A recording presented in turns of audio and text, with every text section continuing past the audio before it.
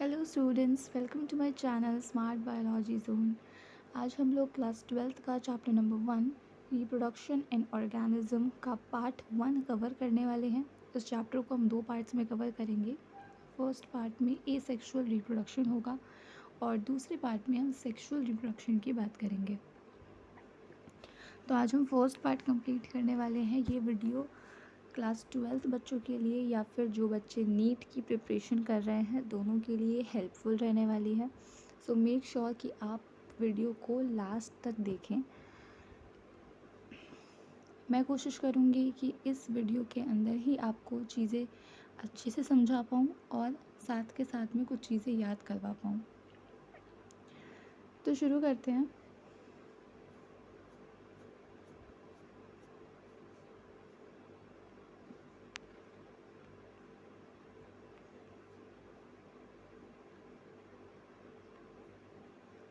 यहाँ पे आप लोग देख सकते हैं, मैं आपको कुछ इम्पॉर्टेंट लाइन जो हैं एनसीईआरटी की वो मैं आप साथ के साथ हाईलाइट करती चलूँगी, तो आप अपनी बुक में भी इसको हाईलाइट कर सकते हैं।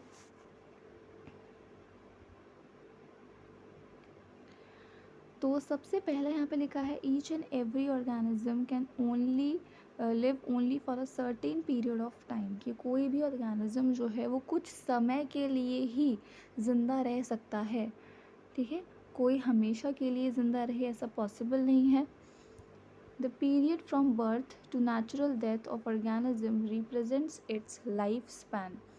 तो लाइफ स्पैन क्या होता है? बेसिकली लाइफ स्पैन जो है वो किसी भी कोई भी ऑर्गेनिज्म अपने जन्म से अपने मरने तक, ये जो बीच का सारा टाइम पीरियड होता है, ये सारा उसका लाइफ स्पैन होता है कि कब उसका जन्म हुआ, ठीक है, और कब वो मरा। सो ये सारा क्या होता है? लाइफ स्पैन होता है। नेचुरल बर्थ से लेके नेचुरल डेथ तक का जो आपका पीरियड है वो लाइफ स्पैन कहलाता है। ठीक,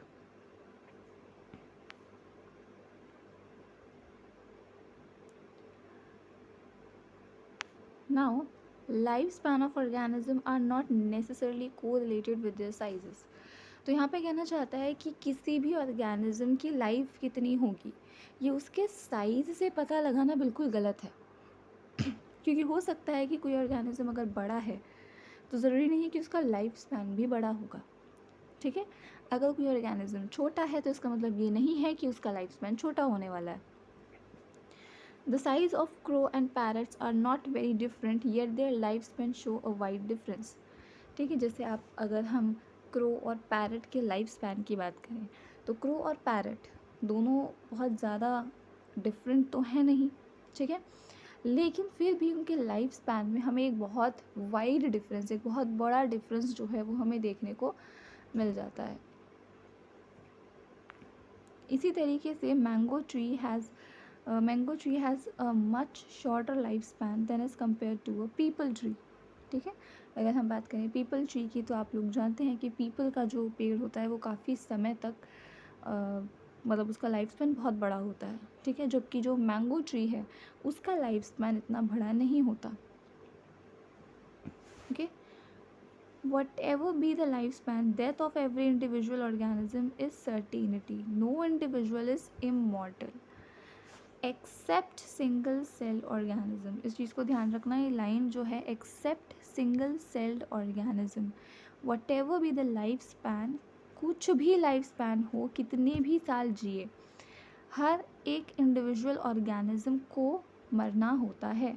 ठीक है, तो जो डेथ है वो सर्टेनिटी है, डेथ हमेशा आनी ही होती है। तो कोई भी इंडिविजुअल जो है वो अमर नहीं होता। इमॉर्टल मतलब कि कोई भी इंडिविजुअल जो है वो अमर नहीं होता एक्सेप्ट सिंगल सेल ऑर्गेनिज्म। ऐसा क्यों बोला गया कि सिंगल सेल ऑर्गेनिज्म के अलावा, है ना, कि सिंगल सेल ऑर्गेनिजम्स जो हैं वो इमॉर्टल होते हैं, ऐसा माना जाता है। ऐसा क्यों माना जाता है कि जैसे हम एक एग्ज़ाम्पल लेके चलते हैं। ठीक है, एक एग्ज़ाम्पल हम ले लेते हैं। यहाँ पे हम एक एग्ज़ाम्पल ले लेते हैं कि हमारे पास एक अमीबा है, हमारे पास एक अमीबा है, राइट। तो ये जो अमीबा है ये जब आगे डिवाइड करेगा या हम कहें कि रिप्रोड्यूस करेगा, ठीक, जब ये आगे रिप्रोड्यूस करेगा तो ये क्या होगा, ये रिप्रोड्यूस हुआ, ठीक है, और ये 2 अमीबा में कन्वर्ट हो गया, ठीक है। तो ये एक अमीबा था, ठीक है, और ये आगे 2 अमीबा में क्या हो गया, डिवाइड हो गया, ठीक। अब ये तो पेरेंट सेल हुई, दिस इज पेरेंट, राइट, और ये दोनों जो हैं ये डॉटर हुई, ये डॉटर हुई, ठीक है। तो यहाँ पे क्या होता है, जो सिंगल सेल ऑर्गेनिज्म होते हैं उनके अंदर क्या होता है कि आपको कोई बॉडी, डेड बॉडी कुछ दिखाई दे रही है नहीं, एक सिंगल सेल ऑर्गेनिज्म था, वो डिवाइड हुआ या वो रिप्रोड्यूस हुआ, रिप्रोड्यूस होके वो आगे 2 डॉटर अमीबा में डिवाइड हो गया, ठीक है, या रिप्रोड्यूस होके 2 डॉटर अमीबा बने। तो अब यहाँ पर कोई भी डेड रिमेन आपको यहाँ पे नहीं दिखेगा, कोई डेड बॉडी नहीं दिखेगी, ठीक है, क्योंकि अगर कोई मरा है तो उसकी डेड बॉडी होना एक बहुत ही कॉमन बात है, ठीक है। तो इसलिए सिंगल सेल ऑर्गेनिजम्स को इमॉर्टल माना जाता है। इसके बाद यहाँ पर एक लाइन है,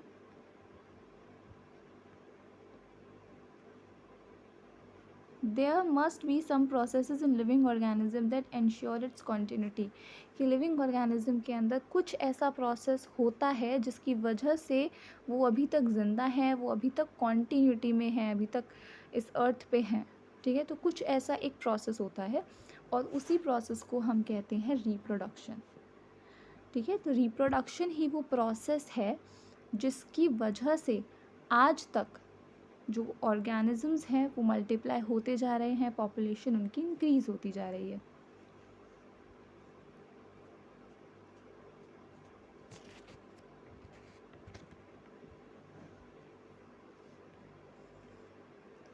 अगला यहाँ पे आपकी बुक में कुछ जो ऑर्गेनिजम्स हैं उनका लाइफ स्पैन लिखा है और कुछ का नहीं लिखा है, ठीक है। तो ये मैं आपको लिखवा देती हूँ, ये मैं आपको लिखवा देती हूँ। देखिए, जैसे कि यहाँ पे बटरफ्लाई का लिखा है जो 1 से 2 हफ्ते तक पूरा लाइफ स्पैन आता है। क्रो का लिखा है जो कि 15 ईयर्स आता है, और पैरट का लिखा है जो 140। तो यहाँ पे देखो कि क्रो और पैरट, ये दोनों चीज़ दिख रही है, क्रो और पैरट, तो ये दोनों काफ़ी सिमिलर हैं, ये दोनों काफ़ी सिमिलर हैं, लेकिन फिर भी इनके लाइफ स्पैन में कितना डिफरेंस दिखाया जा रहा है, ठीक है। इनका लाइफ स्पैन बहुत अलग है, वो 15 साल जीता है और पैरट जो है वो 140 ईयर्स का उसका लाइफ स्पैन होता है, ठीक है। ऐसे ही यहाँ पर आपको टॉर्टोइस का लाइफ स्पैन देखने को मिलेगा जो 100 to 150 ईयर्स के आसपास का होता है, ठीक है। बाकी का मैं लाइफ स्पैन आपको लिखवा देती हूँ। जैसे हमारा एलिफेंट है, तो एलिफेंट जो है वो 60 से 90 ईयर्स का लाइफ स्पैन जो है वो आपके एलिफेंट का होता है, ठीक। अगर हम रोज़ की बात करें, रोज़ प्लांट की बात करें, तो रोज़ प्लांट सभी के घर में होता है, मैक्सिमम सभी लोगों के घर में होता है। तो 6 से 10 साल का लाइफ स्पैन जो है वो रोज़ प्लांट का होता है, ठीक। इसके बाद हम अगर डॉग पे चलें, तो डॉग का जो लाइफ स्पैन है वो 20 से 25 ईयर्स तक का लाइफ स्पैन डॉग का होता है। इसके बाद हम बनाना ट्री पे आते हैं, तो बनाना ट्री जो है उसका लाइफ स्पैन 25 ईयर्स का होता है। काऊ का लाइफ स्पैन 15 ईयर्स का होता है, ठीक। इसके बाद हम यहाँ क्रोकोडाइल का देखिए लिखा है 60 ईयर्स। हॉर्स का जो लाइफ स्पैन है वो 25 से 30 ईयर्स का होता है। फ्रूट फ्लाई जो है वो 8 से 15 दिन, 8 to 15 डेज़ का लाइफ स्पैन आपकी फ्रूट फ्लाई का होता है, ठीक है। इसके बाद हम आते हैं आपके राइस प्लांट पे जो 3 से 4 साल का लाइफ स्पैन राइस प्लांट का होता है। और इसके बाद हम आते हैं बैनियन ट्री पे। बैनियन ट्री का लाइफ स्पैन जो है वो काफ़ी ज़्यादा होता है, ठीक है। सबसे ज़्यादा इन सब में सबसे ज़्यादा लाइफ स्पैन बैनियन ट्री का है जो कि है से 400 ईयर्स का। ठीक है, तो यहाँ मैंने आपको सारे सभी ऑर्गेनिजम्स जो हैं ये प्लांट और एनिमल्स, इन सबके लाइफ स्पैन मैंने आपको लिखवा दिए हैं।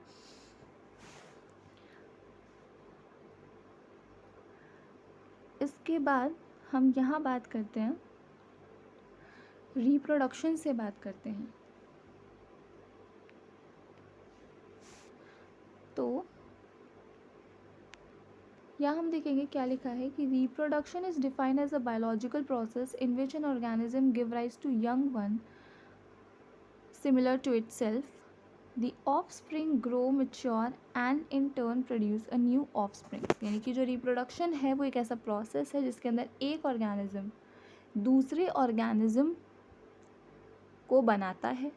ठीक है, तो एक ऑर्गेनिज्म जो है वो गिव राइज कर रहा है टू द यंग वंस, एक दूसरा यंग वन, ठीक है, जो उसी के जैसा लगता है, जो पेरेंट के जैसा ही लगता है। और ये ऑफस्प्रिंग्स जो है ये बड़े हो जाते हैं, मेच्योर हो जाते हैं, और फिर ये आगे जाके नए ऑफस्प्रिंग्स को प्रोड्यूस करते हैं। ठीक है,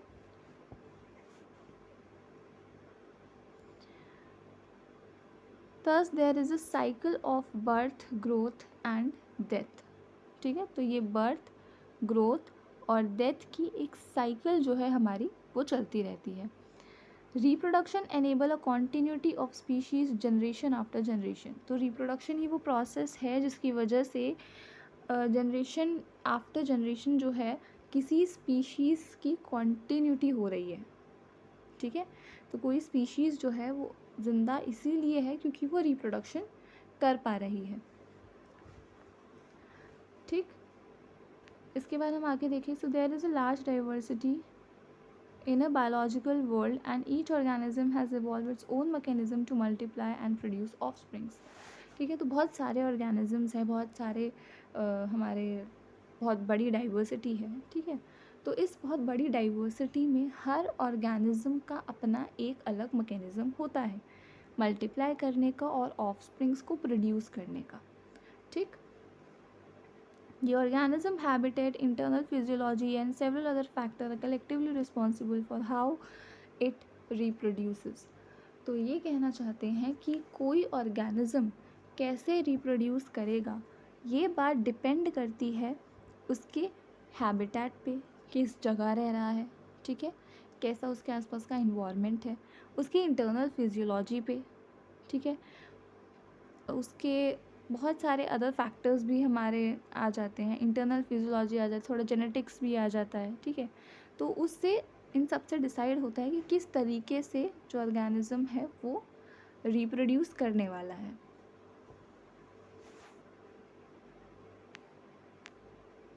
When offspring is produced by a single parent with or without the involvement of gamete formation, उसे हम कहते हैं असेक्सुअल रिप्रोडक्शन। तो रिप्रोडक्शन के दो टाइप्स हो गए, एक सेक्सुअल रिप्रोडक्शन होता है, एक असेक्सुअल रिप्रोडक्शन होता है। तो जो असेक्सुअल रिप्रोडक्शन है उसके अंदर ऑफस्प्रिंग्स प्रोड्यूस होते हैं किसी सिंगल पेरेंट से। ठीक, कोई एक सिंगल पेरेंट होता है जिससे ऑफस्प्रिंग प्रोड्यूस होते हैं। ठीक, इसमें गैमेट्स इन्वॉल्व भी हो सकते हैं, यानी कि गैमेट्स का फ्यूजन भी हो सकता है, मेल फीमेल गैमेट बन सकते हैं, फ्यूज़ भी हो सकते हैं, और हो सकता है कि एब्सेंट हो, बने ही ना, गैमेट्स वगैरह कुछ ना बने। ठीक है, जैसे अमीबा के अंदर गैमेट्स वगैरह कुछ नहीं बन रहे हैं, है ना, एक सिंगल पेरेंट ही आगे जाके दो डॉटर अमीबा बना रहा है। ठीक, when two parents of opposite sex participate in a reproduction process, it involves fusion of male and female gametes and it is known as sexual reproduction. ठीक, सेक्सुअल रिप्रोडक्शन वो होता है जिसके अंदर दो पेरेंट्स चाहिए होते हैं, टू पेरेंट्स चाहिए होते हैं विद ऑपोजिट सेक्स, वो आपस में रिप्रोड्यूस करते हैं और वहाँ पर मेल और फीमेल गैमेट का फ्यूजन भी होता है। ठीक है, एसेक्सुअल रिप्रोडक्शन में कोई फ्यूजन नहीं होता। ठीक, एसेक्सुअल रिप्रोडक्शन में वैसे तो कोई फ्यूजन नहीं होता है, ठीक है ना, गैमेट का फ्यूजन नहीं होता है एसेक्सुअल रिप्रोडक्शन में। ठीक, अब इसके अंदर मैं आपको एक चीज़ और बता देती हूँ, जैसे हमने यहाँ पे रिप्रोडक्शन की बात करी, ठीक है, कि रिप्रोडक्शन जो है वो गैमेट के फ्यूजन से रिप्रोडक्शन होता है ना, या हमने यहाँ पर एसेक्सुअल रिप्रोडक्शन की हमने बात करी है कि एसेक्सुअल रिप्रोडक्शन के अंदर क्या होता है, सिंगल पेरेंट जो है वो इन्वॉल्व होता है। तो इसके अंदर एक एक्सेप्शन आता है जिसे हम कहते हैं पार्थेनोजेनेसिस, शायद आपने सुना होगा। तो पार्थेनोजेनेसिस जो है वो एक इसका एक्सेप्शन होता है। पार्थेनोजेनेसिस एक तरीके का आपका रिप्रोडक्शन है, ठीक है। यहाँ मैंने आपके लिए इसको नोट कर दिया है, आप देख सकते हैं। तो parthenogenesis is a type of reproduction in which new individual develop from the unfertilised egg. Unfertilised egg का मतलब है कि फ्यूजन नहीं हुआ है, ठीक है। तो पार्थेनोजेनेसिस ऐसा एक आपका रिप्रोडक्शन है जिसके अंदर फ्यूजन नहीं हुआ है। Without the fusion of male and female gamete जो है वो आपका ऑर्गेनिज्म प्रोड्यूस होता है। इसके कुछ एग्जांपल्स मैंने आपको दे दिए हैं, जैसे हनी मेल हनी बीज हनी होते हैं, ड्रोन्स होते हैं, ठीक है, एफिड्स, लिजार्ड्स, रोटिफर्स, ठीक है। इसके अलावा आप टर्की ले सकते हो, ठीक है। और इसके अंदर एक और एग्जांपल आता है विच इज़ लिथारा सेक्सिकोला अमेरिकाना। तो ये भी एक एग्जांपल इसके अंदर आप ऐड कर सकते हो अगर आपका मन करे तो। इसके बाद हम बात करते हैं एसेक्सुअल रिप्रोडक्शन की, जो आज का हमारा मेन टॉपिक है, एसेक्सुअल रिप्रोडक्शन। तो it is a method of single individual parent is capable of producing offsprings. As a result, the offspring that are produced are not only identical to one another but also exact copy of their parents. तो यहाँ पर एक single individual जो है वो offsprings बनाता है, produce करता है, और इसकी वजह से क्या होता है कि जो भी आपका ऑफस्प्रिंग है वो बिल्कुल सेम टू सेम पेरेंट के जैसा होता है, ठीक है, बिल्कुल पेरेंट के जैसा। अब वो मॉर्फोलॉजिकली भी सेम होता है और जेनेटिकली भी सेम होता है, यानी कि बाहर से अगर आप उसको देखोगे, उसके बाहरी कैरेक्टर्स अगर आप देखोगे तो वो भी सेम होंगे, और अगर आप उसका जेनेटिक देखोगे, ठीक है, उसके जीन्स वगैरह देखोगे, उसके डीएनए वगैरह देखोगे तो वो भी मतलब सेम होता है। तो मॉर्फोलॉजिकली भी सेम होता है और जेनेटिकली भी सेम होता है। और ऐसे जो ऑर्गेनिजम्स या ऐसे जो ऑफस्प्रिंग्स होते हैं उन्हें हम क्लोन नाम देते हैं, ठीक है।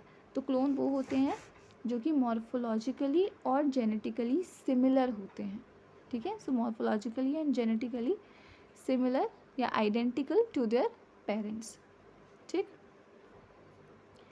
इसके अंदर जैसे यहाँ पर एक एग्जाम्पल दिया है हमें, ठीक है, ये अमीबा के अंदर हो रहा है, अमीबा के अंदर बाइनरी फिजन हो रहा है यहाँ पे, ये अमीबा है, ठीक है। सो दिस इज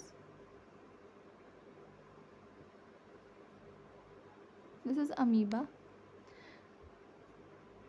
इसके अंदर क्या हो रहा है, बाइनरी फिजन हो रहा है। ये बाइनरी फिजन है जिससे कि दो डॉटर सेल्स जो है हमारी वो बन रही हैं। और ये वाला जो आपको डायग्राम दिख रहा है ये है आपका किसका, ईस्ट का, ठीक है। ये ईस्ट का डायग्राम है, ठीक है। ईस्ट के अंदर हो रही है बडिंग, ये बर्ड्स दिखाई दे रही है ना आपको, ये बर्ड्स बड़ी होती जा रही है धीरे धीरे, है ना, ये बर्ड धीरे धीरे क्या होती जा रही है, बड़ी होती जा रही है, ये बर्ड है। तो बडिंग जो है वो आपके ईस्ट में होती है। अभी सभी तरीके के सेक्सुअल रिप्रोडक्शन की हम बात करेंगे। So asexual reproduction is a common among a single cell organisms and in plants and animals with relatively simple organization. तो ज़्यादातर आपको सिंगल सेल ऑर्गेनिज्म में देखने को मिल जाएगा, या फिर कुछ प्लांट और एनिमल्स जो ऐसे होते हैं ना जो बिल्कुल ही सिंपल ऑर्गेनाइजेशन है जिनका, वहाँ पे आपको देखने को मिल जाएगा, ठीक है। जैसे आपको प्रोटिस्ट और मोनोरांस में देखने को मिल जाएगा, ठीक है। द ऑर्गेनिज्म और a parent cell divide by mitosis into two to give rise to new individual, ठीक है। तो यहाँ पे माइटोसिस होता है। माइटोसिस जो है वो एक नॉन रिडक्शनल डिवीजन होता है, ठीक है। इसमें क्रोमोज़ोम नंबर्स जो हैं आपके, आप आगे पढ़ोगे क्रोमोज़ोम, आपने पढ़ चुके हो, आप 11th में आप लोग पढ़ चुके होंगे माइटोसिस। तो this is non reductional division. तो माइटोसिस से यहाँ पर न्यू इंडिविजुअल्स जो हैं आपके वो बनते हैं, ठीक है। Thus these organism cell division is itself is a mode of reproduction. तो ऐसे ऑर्गेनिज्म के अंदर सेल डिवीजन होना या रिप्रोडक्शन होना एक ही बात मान ली जाती है, ठीक है, क्योंकि वो डिवाइड करेंगे तो एक तरीके से एक सेल डिवाइड कर रही है तो सेल डिवीजन भी हो रहा है, और उनके डिवाइड करने से रिप्रोडक्शन भी हो रहा है।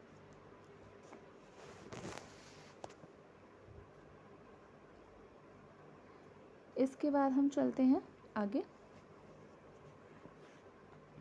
Many single cell organism reproduce by binary fission. तो बहुत सारे ऐसे ऑर्गेनिजम्स हैं जो बाइनरी फिजन से रिप्रोड्यूस करते हैं, जैसे कि आपका यूग्लिना करता है, ठीक है, यूग्लिना आपका करता है, बाइनरी फिजन से रिप्रोड्यूस करता है। Where a cell divide into 2 halves and each rapidly grow into adult. यानी कि बाइनरी फिजन है तो इसमें एक ऑर्गेनिज्म जो है वो 2 हाफ में डिवाइड हो जाएगा और वो 2 हाफ जो है वो एडल्ट में एडल्ट बन जाएंगे, ठीक है। तो इसके अंदर आपका अमीबा आता है, पैरामीशियम, अमीबा पैरामीशियम आता है, ठीक है, यूग्लिना भी इसी के अंदर आता है, ठीक, तो यूग्लिना भी इसी में आता है। अगर आप चाहें तो मैं लिख देती हूँ यहाँ पे।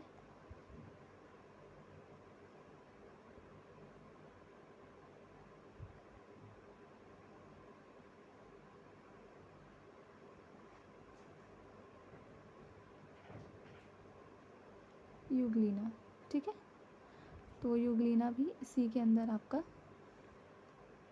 देखा जाता है। आगे हम बात करते हैं। इन yeast the division is unequal. Yeast के अंदर अनईक्वल डिवीजन होता है। हमने अभी देखा कि उसके अंदर बर्ड्स बन रही हैं, ठीक है, तो ये शुरुआत में पेरेंट से ही अटैच रहती हैं और जैसे जैसे मैच्योर हो जाती हैं जब ये, तो ये पेरेंट से अलग हो जाती हैं, ठीक है, पेरेंट के बाहर ये डेवलप होनी शुरू होती हैं, ठीक। So eventually get separated and mature into a yeast organism. Under unfavorable condition, the amoeba withdraws its pseudopodia and secretes a 3-layer hard covering or a cyst around itself, and this phenomenon is termed as encystation. Now, तो हमने देखा कि amoeba जो है वो binary fission कर रहा है, ठीक है, तो अमीबा के अंदर अमीबा जो है वो फेवरेबल कंडीशन में भी रिप्रोड्यूस करेगा और अनफेवरेबल कंडीशन में भी रिप्रोड्यूस करेगा, है ना। अगर मान लो अनफेवरेबल कंडीशंस आ गई हैं अमीबा के लिए, फेवरेबल कंडीशंस नहीं हैं, तो अमीबा क्या करता है कि आपका एक 3 लेयर हार्ड कवरिंग, ठीक है, अपने स्यूडोपोडिया को विड्रॉ करता है और 3 लेयर की हार्ड कवरिंग वाला एक सिस्ट जो है वो अपने अराउंड बना लेता है, ठीक, अपने अराउंड एक सिस्ट का फॉर्मेशन वो कर लेता है। इस फिनोमिना को एंसिस्टेशन कहते हैं।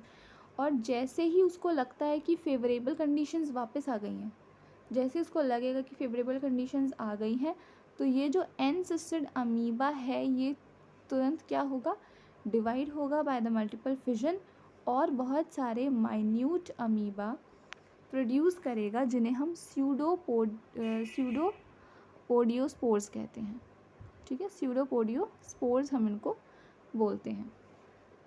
जो सिस्ट वॉल है वो ब्रस्ट हो जाती है और जो स्पोर्स हैं वो बाहर सराउंडिंग में आ जाते हैं और इस फिनोमिना को हम कहते हैं स्पोर्यूलेशन, ठीक है। तो अमीबा एंसिस्टेशन कब करता है, जब अनफेवरेबल कंडीशन हो, तो अपने अराउंड में एक सिस्ट बना लेगा, ठीक है। जब उसको लगेगा कि फेवरेबल कंडीशंस आ गई हैं तो वो क्या करेगा, मल्टीप्लाई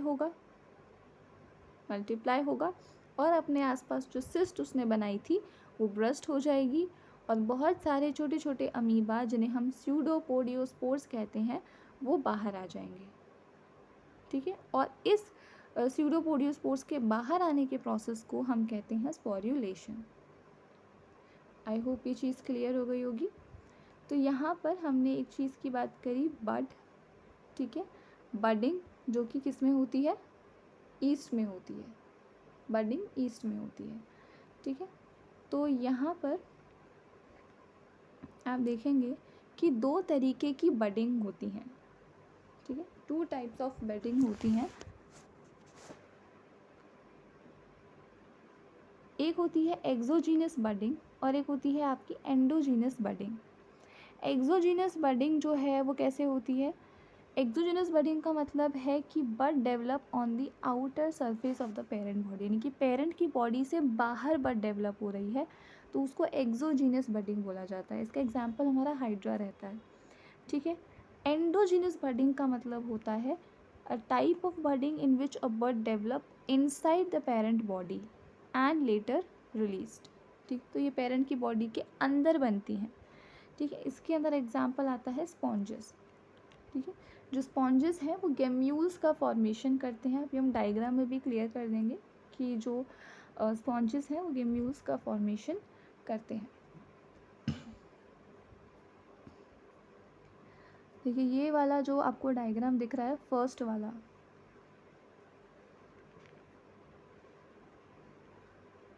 तो ये जो फर्स्ट वाला डायग्राम है आपका, ये आपका क्लेमाइडोमोनास का डायग्राम है, ठीक है। ये क्लेमाइडोमोनास है और इसके अंदर ये जो आपको दिखाई दे रहे हैं, ये जो आपको इसके अंदर ये दिखाई दे रहे हैं ये, ठीक है, इन्हें आप कहते हो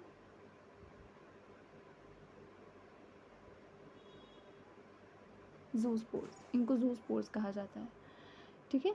ज़ूस्पोर्स है और यहाँ पर बडिंग, यहाँ पर क्या है, ये मोटाइल होते हैं। ये ज़ूस्पोर्स क्या होते हैं? मोटाइल होते हैं, ठीक है। ये ज़ूस्पोर्स क्या होते हैं? ये मोटाइल स्पोर्स होते हैं। एसेक्सुअल स्पोर्स हैं, मोटाइल होते हैं, ठीक है। और यहाँ पर आपको इनके अंदर ये दो फ्लैजेला जो हैं ये भी दिखाई दे रहे होंगे, तो ये फ्लैजेला इनके अंदर प्रेजेंट होते हैं, ठीक। इसके बाद हम नेक्स्ट डायग्राम पे चलें, तो ये जो डायग्राम आपको यहाँ दिखाई दे रहा है, ये वाला डायग्राम है आपका पेनिसिलियम का, ठीक है। ये पेनिसिलियम का डायग्राम है और ये जो छोटे छोटे छोटे छोटे ऊपर ये बर्ड्स जैसा है, इनको हम कोनिडिया कहते हैं, ठीक है। तो ये कोनिडिया हैं, ठीक है। ये भी क्या है, ये भी आपके क्या होते हैं? नॉन मोटाइल होते हैं। ये नॉन मोटाइल होते हैं, ये नॉन मोटाइल होते हैं, ठीक है। नॉन मोटाइल एसेक्सुअल स्पोर्स हैं ये, ठीक। और ये जो नीचे वाला पार्ट है इसका, ये वाला जो पार्ट है, इसको हम कहते हैं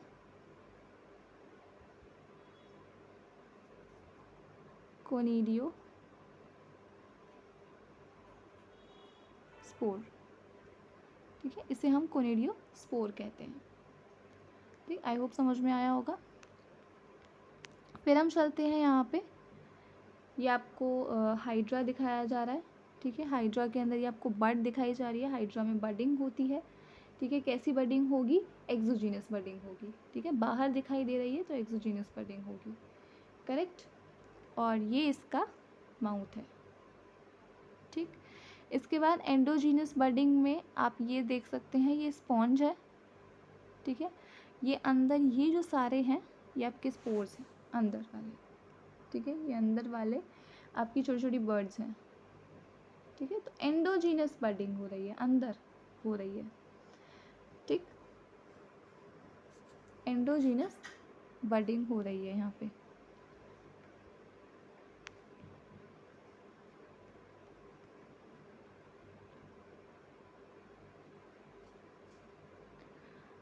आगे अगर हम बात करें,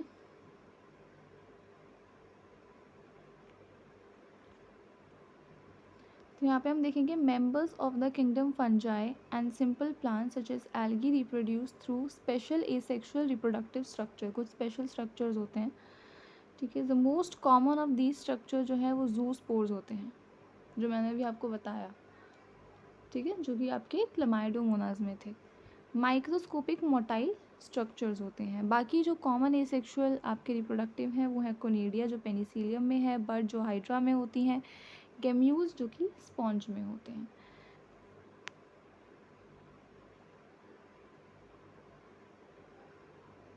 While in animals and other simple organisms, the term asexual is used unambiguously. In plants, the term vegetative reproduction is frequently used. तो एनिमल्स के अंदर तो हम एसेक्सुअल रिप्रोडक्शन यूज़ कर लेते हैं, लेकिन प्लांट्स के अंदर हम एसेक्सुअल रिप्रोडक्शन ना बोल के हम इसको वेजिटेटिव रिप्रोडक्शन जो है वो बोल सकते हैं। ठीक है, प्लांट्स के अंदर वेजिटेटिव प्रोपगेशन होता है, वेजिटेटिव प्रोपिग्यूल्स बनते हैं। तो प्लांट के अंदर वेजिटेटिव प्रोपगेशन होता है, runners, rhizome, sucker, tuber, offset, bulb, ये सब जो है एक नए ऑफस्प्रिंग को जन्म दे सकते हैं। इन्हीं स्ट्रक्चर्स को हम वेजिटेटिव प्रोपिग्यूल्स कहते हैं।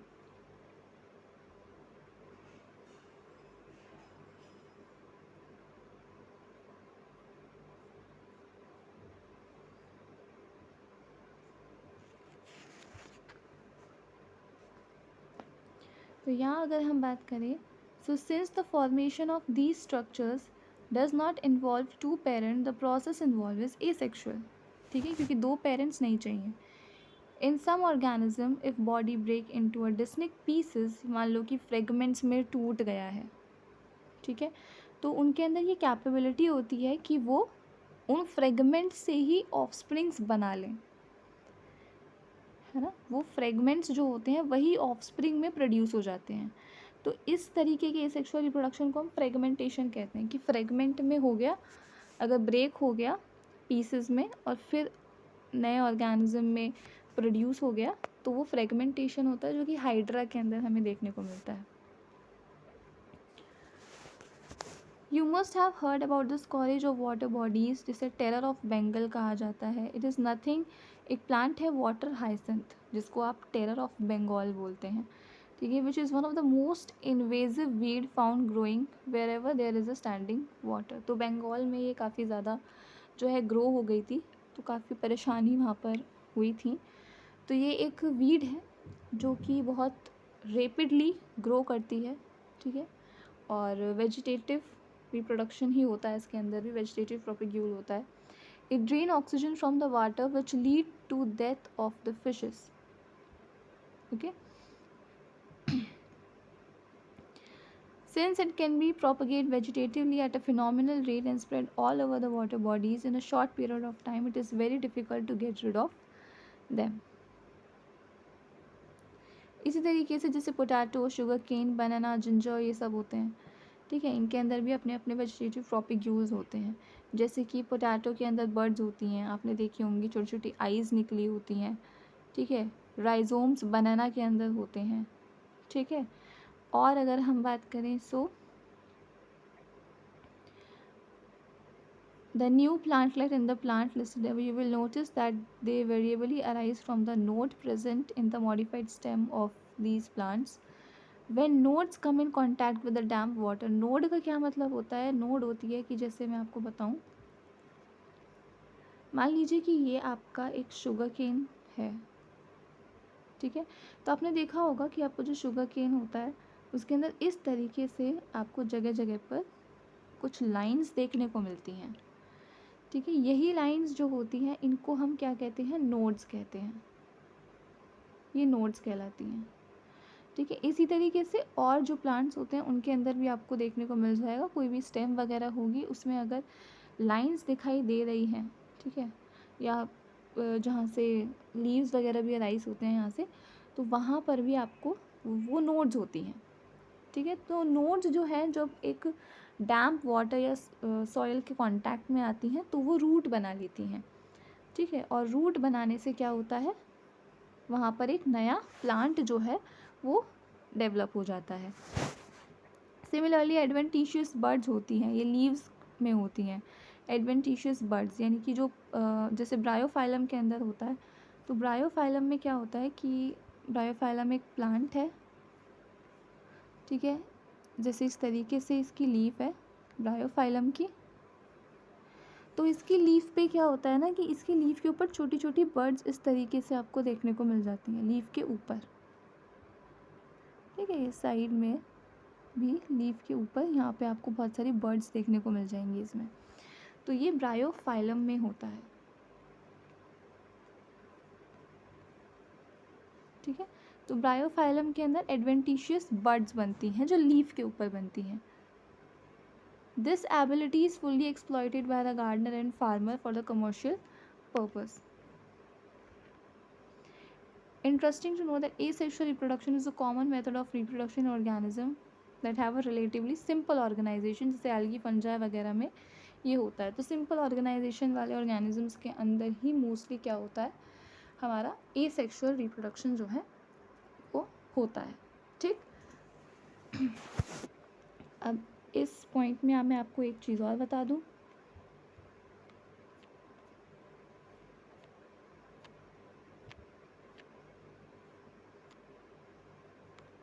यहाँ पर मैंने आपके सारे वेजिटेटिव प्रोपेग्यूल्स जो हैं वो आपके लिए मेंशन किए हुए हैं। तो इसमें आप देख सकते हो कि ग्रास और स्ट्रॉबेरी के अंदर रनर्स होते हैं। सो ग्रास एंड स्ट्रॉबेरी के अंदर क्या होते हैं, रनर्स होते हैं। राइजोम जो है वो जिंजर और टर्मरिक में राइजोम होते हैं।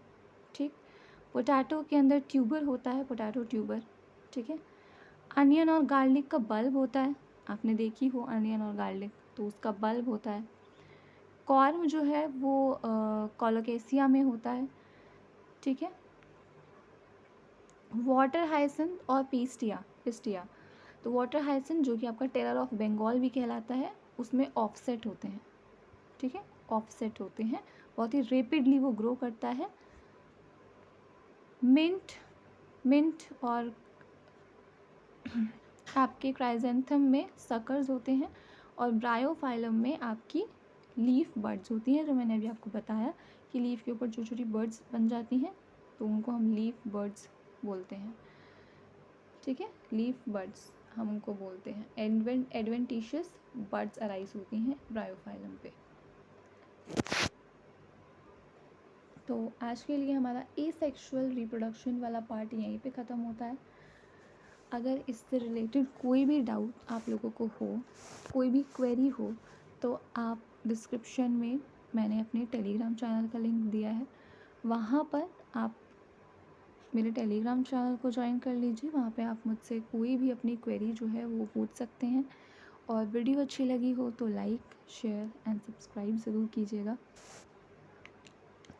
इसके अलावा मैं पूरी कोशिश करूँगी कि आपको अच्छे से अच्छा कंटेंट देती रहूँ। और नेक्स्ट पार्ट में हम सेक्सुअल रिप्रोडक्शन बढ़ेंगे। Thank you.